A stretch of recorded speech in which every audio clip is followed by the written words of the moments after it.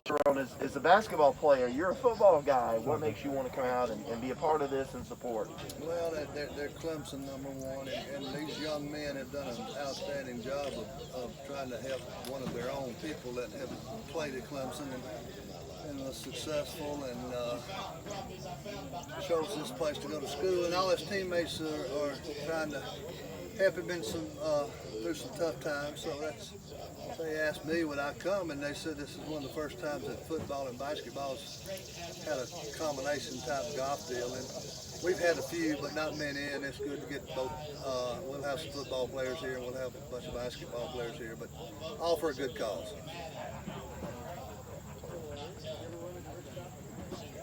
When it comes to the state of college football right now, I mean, what are you thinking about it? Two of the Power Fives not playing, the other three going to try? What do you think? You know, that's a heck of a deal. I was just telling somebody earlier, the most disappointing thing on the situation is that it's a split decision. And anytime you have a split decision and people do the same thing, then somebody's going to be right and somebody's going to be wrong. You can't afford to be wrong. So I wish we had a little bit more of a unanimous decision. I'm not talking boxing, I'm just talking about all the conferences agreeing on what to do. Whether it's right or wrong, at least they're together, and this way they're separate, and there seems like there's division.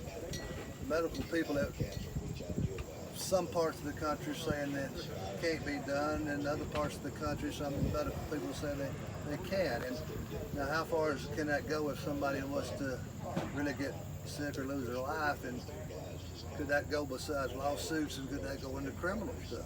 There's a lot of things that I don't know that everybody's worked around, and it seems to me like that maybe the people that pulled out a little early. Maybe the people that's trying to survive is doing it for the right reasons and not for the money part of it, but for the right reason to protect the kids. But it would be nice to see them all go down the same path. I mean, I think it'd give more confidence to everyone.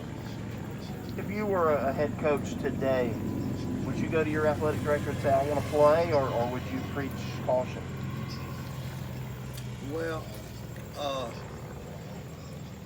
there's two things I don't know at this point is how many of my players would get it if I was coaching today. And the second thing would be, how's it going to affect them 30 years from now? If it's a proven fact, which it's not, that it could affect your heart or other things, and there's some indications that it could, then you're not putting your players in danger today, but you might be 20 years down the road. I won't see it, but probably 20 years down the road, you worried about it if all your kids are going to be healthy, or do you have we have a lot of our kids that have passed away already through different situations, accidents, and through untimely death because of diseases or heart problems, whatever. But what if you had 15 or 20 of them die the same year, because of something that happens 20 years before? You don't know. I don't have the answers. I don't think anybody has the answer. But I think it's a big gamble either way. I mean, either way, it's a gamble that you can't lose. Coach, what would you tell one of your players or a player's family member about dealing with the situation if you were sitting over there right now having to talk to these family members? Well, I think the more, I don't know that I'd get their opinion, number one, because the more opinions you got, the more people are going to be right and wrong, I think you take your medical people, your people that are in charge, and you let them explain the situation. And they really need to know it could be a really, really bad deal, or it may not be anything to it. But you need to, but that's the football, I think the football coach's role in something like this is not to make that decision. That's higher above the football coach. I think the football coach's decision is that if you don't want to play, great.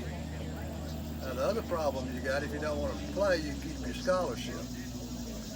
Well, the NCAA going to pay for that scholarship, or is that school going to pay for that scholarship?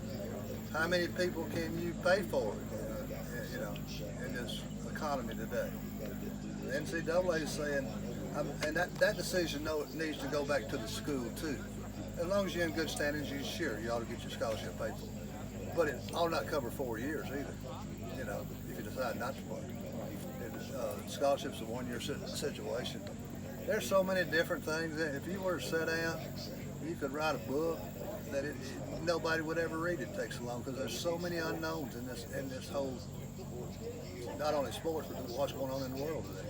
Coach, do you feel for guys like Coach Swinney that have to deal with this and trying to not only talk about playing football, but also having to make sure his players are safe and all? Well, I feel for anybody that's trying to make a decision and don't know what they're doing, you know. And I can't be convinced that any coach knows what's right. And nothing wrong with Coach Swinney. I don't know. Coach Howard wouldn't know. The greatest coach in the world wouldn't know, you know, what's right or wrong, because we have never experienced what they are experiencing now, and they don't have any results on it. So it's a tough deal. I guess it's like when I took algebra. I didn't know what was going on, you know. And Same here. Same here.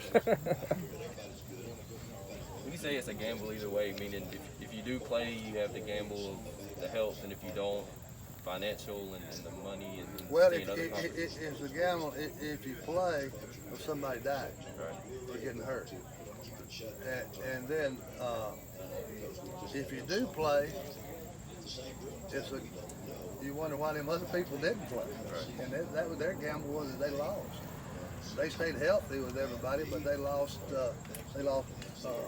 playoff contention. They lost TV revenue. They lost money to operate the school on. They lost a lot of different things that they could have used or needed. And on the other hand, if they start playing and don't finish, you know, how does that look? That don't look real good. If you're not going to finish, why did you start, you know? And then how much money did you waste starting that you could have used for different reasons? But I mean, it's right now there's no winners, but right now there's no football either. So who's to say we're going to have football yet? I mean, the three conferences that or more than that, the 77 teams decide that they're going to play. You know, maybe they make the right decision and come out of it in good shape. If they